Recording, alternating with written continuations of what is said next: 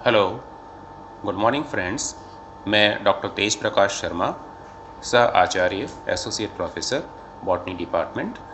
मैं आपको वनस्पति विज्ञान या बॉटनी के सेकंड पेपर जो कि एल्गी, लाइकेन तथा ब्रायोफाइटा से संबंधित है, आपको पढ़ाऊंगा। इससे पहले कि मैं शुरू करूं, मैं आपको थोड़ा सा सिलेबस के बारे में एक आउटलाइन देना चाहूँगा। मित्रों, बॉटनी का बीएससी प्रथम वर्ष का सिलेबस 3 पेपर के अंदर डिवाइड किया गया है। पहला पेपर माइक्रोबायोलॉजी, माइकोलॉजी और फाइटोपैथोलॉजी। दूसरे पेपर में एल्गी, लाइकेन तथा ब्रायोफाइट्स हैं। तीसरे पेपर में टेरिडोफाइट तथा पैलियोबॉटनी है। अब मैं संदर्भित होता हूँ पेपर संख्या 2 जो आपके कोर्स में है, जिसको मैं आपको पढ़ाऊँगा। पेपर 2 के अंदर एल्गी, लाइकेन तथा ब्रायोफाइट्स हैं, जिसको 3 यूनिट के अंदर विभाजित किया गया है। पहली यूनिट में एल्गी है, जिसमें एल्गी के जनरल कैरेक्टर्स, उनका थैलस ऑर्गेनाइजेशन या सुकाय का संगठन, विभिन्न प्रकार के पिगमेंट या वर्णक तथा रिजर्व फूड मटेरियल एल्गी के हम डिस्कस करेंगे। क्लासिफिकेशन में फ्रिस का क्लासिफिकेशन लिया जाएगा तथा आर्थिक महत्व शैवाल के भी हम डिस्कस करेंगे। इस यूनिट के अंदर हम 2 कक्षाओं के मेंबर्स को डिस्कस करेंगे। पहला है क्लोरोफाइसी। क्लोरोफाइसी में वॉलवॉक्स, उडोगोनियम तथा कारा को लिया गया है। दूसरी क्लास है ज़ेंथोफाइसी, जिसमें वाउचेरिया को लिया गया है। दूसरी यूनिट की हम बात करें, दूसरी यूनिट में एल्गी तथा लाइकेन्स को रखा गया है। इसमें एल्गी की जो अन्य 2 कक्षाएं हैं, क्लासेस हैं, जैसे फियोफाइसी। फियोफाइसी के 2 मेंबर एक्टोकार्पस तथा सारकासम को रखा गया है और रोडोफाइसी के 1 मेंबर पॉलीसाइफोनिया को रखा गया है। इसके अतिरिक्त हम लाइकेन्स के जनरल अकाउंट को पढ़ेंगे, उनकी ग्रोथ फॉर्म्स को, जैसे क्रस्टोज फॉर्म, फोलियोज फॉर्म तथा फ्रूटिकोज फॉर्म को पढ़ेंगे। इसके साथ साथ हम थैलस या सुकाय की संरचना, उनकी रिप्रोडक्टिव स्ट्रक्चर जैसे सोरेडिया और एपोथीसियम के बारे में भी अध्ययन करेंगे। इसके पश्चात माइकोराइजा, एक्टोमाइकोराइजा और माइकोराइजा तथा उनकी महत्ता के बारे में अध्ययन करेंगे। तीसरी यूनिट में हम ब्रायोफाइट्स पढ़ेंगे। ब्रायोफाइट्स में सबसे पहले उनके सामान्य गुण या जनरल कैरेक्टर्स तथा उसके पश्चात क्लासिफिकेशन, उनकी आर्थिक महत्ता, इवोल्यूशनरी ट्रेंड यानी विकास की अलग अलग पद्धतियाँ, जो कि सुकाय से संबंधित और स्पोरोगोनियम से संबंधित होंगी।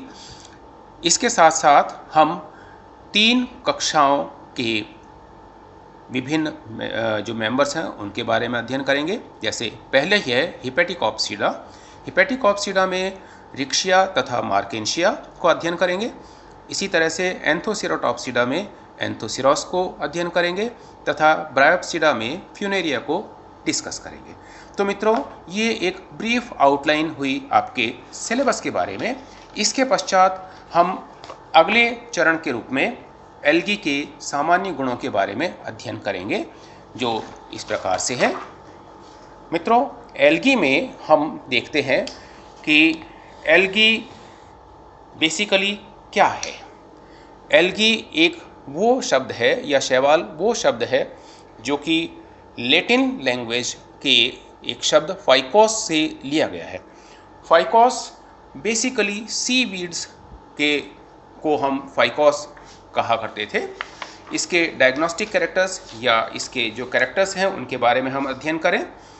सबसे पहला, ये सामान्य तौर से chlorophyll containing autotrophic thalloid plants होते हैं, यानी इनके अंदर क्लोरोफिल पाया जाता है। ये स्वपोषी होते हैं और सुकाय प्रकार की इनकी पादप की संरचना होती है। दूसरा पॉइंट, ये विभिन्न प्रकार की हैबिटेट्स में, आवास में पाए जाते हैं, लेकिन सामान्य तौर से ये एक्वेटिक होती है। तीसरा पॉइंट, प्लांट बॉडी या पादप शरीर विभिन्न प्रकार के उत्तक सिस्टम्स के अंदर विभेदित नहीं होता है, इसलिए प्लांट बॉडी को थैलस कहा जाता है। जबकि अगर एक कोशिकीय अवस्था है तो एक कोशिकीय अवस्था में भी हम उसको थैलस या सुकाए ही कहते हैं। अगला पॉइंट है, सामान्य तौर से जो सेक्स ऑर्गन्स या जनन अंग हैं वो एक कोशिकीय प्रकार के होते हैं, जिनके चारों तरफ, यदि वे बहुकोशिकीय प्रकार के हैं तो उनके चारों तरफ वंध्य कोशिकाओं की परत नहीं पाई जाती है। पांचवा पॉइंट है, गैमीट्स के फ्यूजन के पश्चात या युग्मकों के संलयन के पश्चात जाइगोट का बनना होता है, लेकिन जाइगोट के पश्चात एम्ब्रियो या भ्रूण का बनना नहीं होता है और ये जाइगोट या युग्मनज फीमेल रिप्रोडक्टिव ऑर्गन्स या मादा जननांग में ही अवस्थित रहता है। छठा पॉइंट है, कोशिका भित्ति या सेल वॉल सामान्य तौर से सेल्यूलोज की बनी होती है और स्टोर्ड फूड मटेरियल या संचित भोज्य पदार्थ के रूप में स्टार्च सामान्य तौर से पाया जाता है।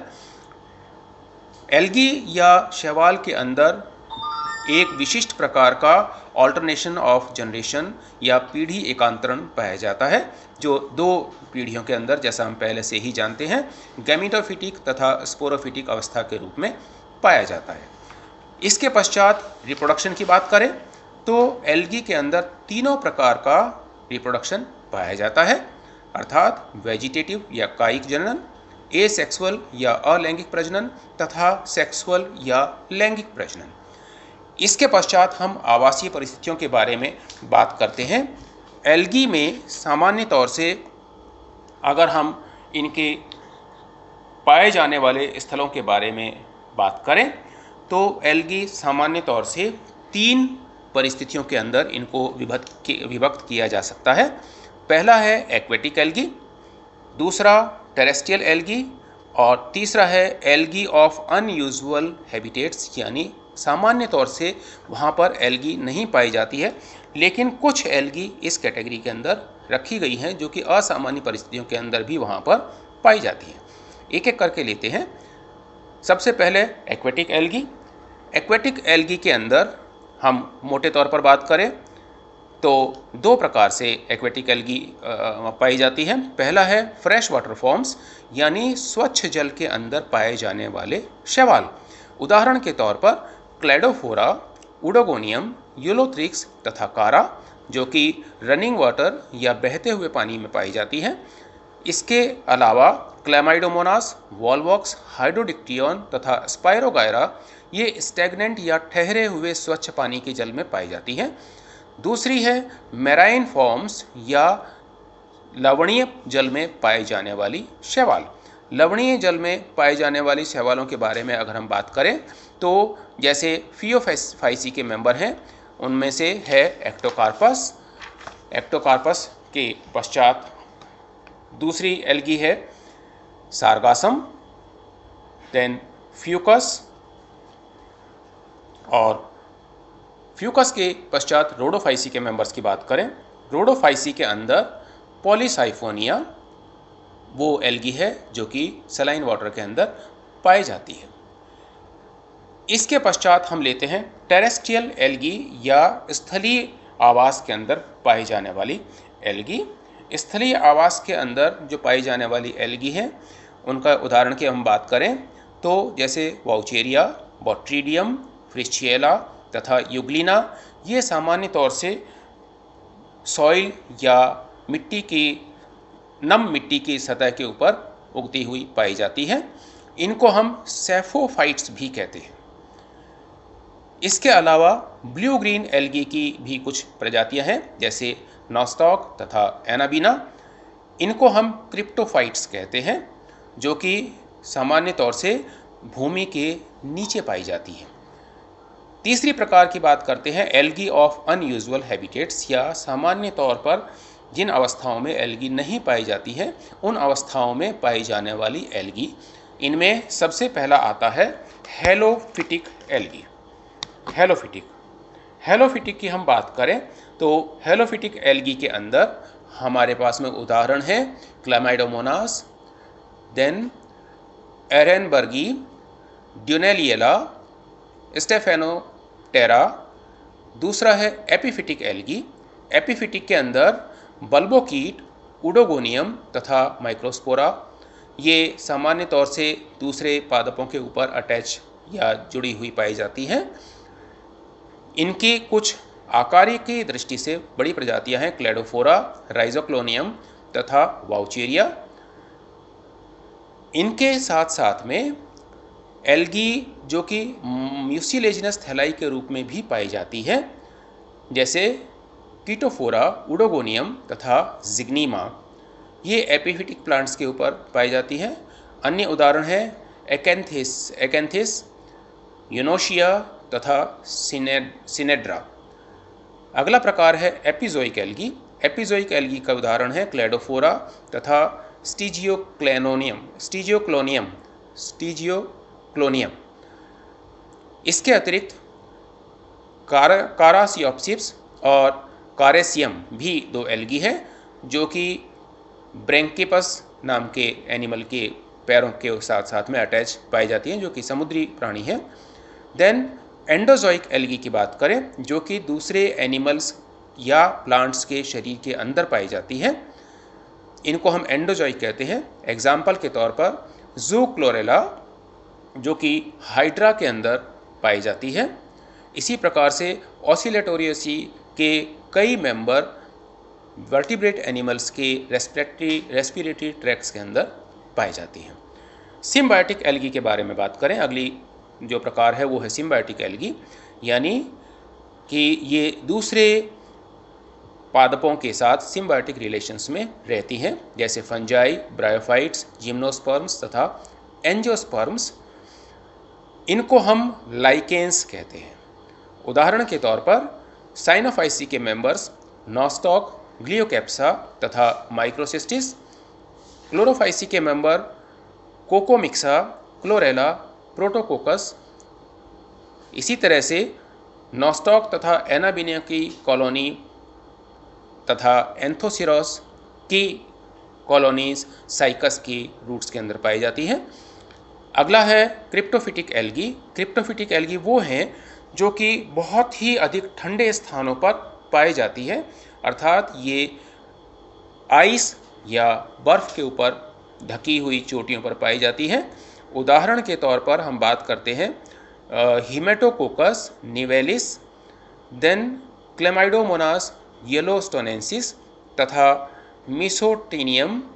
ये कुछ प्रजातियां हैं जिनको क्रिप्टोफिटिक एल्गी के रूप में हम जानते हैं। इसके बाद में अगली प्रकार है लिथोफिटिक एल्गी। लिथोफिटिक एल्गी जो कि सामान्य तौर से नम चट्टानों पर या पत्थरों के ऊपर पाई जाती है, जिनको हम लिथोफिटिक एल्गी के रूप में जानते हैं। उदाहरण के तौर पर नॉस्टॉक, रिविलेरिया, ग्लियोकैप्सा, साइटोनिमा। ये वो एल्गी हैं जो कि लिथोफिटिक एल्गी के रूप में जानी जाती है। इसके पश्चात पैरासिटिक एल्गी या परजीवी शैवाल के रूप में हम जानते हैं सिफेलोयूरोस और फाइलोसाइफोन, पॉलीसाइफोनिया, एरिसेरम। ये एस्कोफिलम नोडोसम के साथ एक सेमी पैराफाइट के रूप में पाए जाते हैं। आखिर में हम लेते हैं थर्मल एल्गी या थर्मोफाइट्स। थर्मोफाइट्स बहुत सारी ब्लू ग्रीन एल्गी जैसे ऑसिलेटोरिया, सिनेकोकोकस, हिट्रेकोस्पर्मोगोनियम, हैप्लोसाइफोन। ये बहुत ही अधिक तापक्रम वाले पानी के अंदर पाए जाते हैं, जिसका तापक्रम 50 से 70 डिग्री सेंटीग्रेड तक भी होता है। इनको हम थर्मोफाइट्स कहते हैं। तो मित्रों, हमने अभी एल्गी के सामान्य गुणों के बारे में जाना। उसके साथ साथ में शैवाल या एल्गी किन विभिन्न स्थानों पर पाई जाती हैं, कैसी परिस्थितियों में पाई जाती हैं, उसके बारे में हमने जाना। अगली कक्षा के अंदर हम इनके विभिन्न प्रकार के थैलस के बारे में पढ़ेंगे। Thank you.